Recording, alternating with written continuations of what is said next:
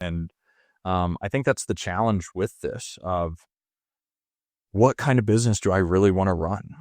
Is it something where I make a couple bucks doing quick flips really, really quickly? Is it something that I have paying me on notes, for decades to come? Is it something that, uh, you know, or some mix of all of it? And Dan and I preach on it through and through that, the sales conversations and sales skills, I think there is a certain, natural inclination that people have that will get them to succeed in those positions once they get those sellers on the phone or meeting in person. But at the end of the day, like what Dan and I are doing in our businesses still in 2025 that is still working and still working very, very well is direct to seller marketing and cold calling, and not doing it at such a massive scale that it like is overwhelming or will lead to litigation or something like that. If like we know people that are like texting and cold calling and using all these services that are like targeting like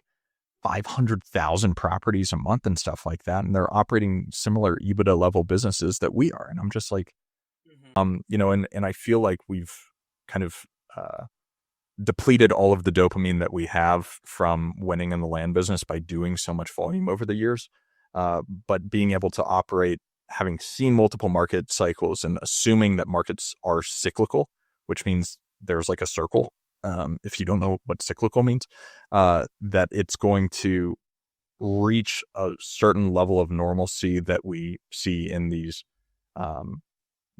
this phase of the market cycle. So it's normal again, which means that we have the opportunity to succeed in this space because everyone operated in only this like skewed black swan event environment, which is why so many operators have fallen off the table and gives us a lot more bandwidth to do more deals because the competition has really fallen off. Like, you're not going to win every single time. And if you put yourself in a position where you're so afraid of losing that you never do anything, you're never going to actually be able to run a business.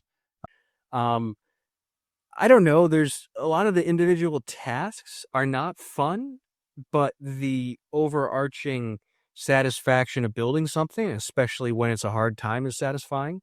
Obviously we met through business. So most of the work kind of sucks and I don't love it, but I love the result. Because I think that a lot of people will realize running a business sucks.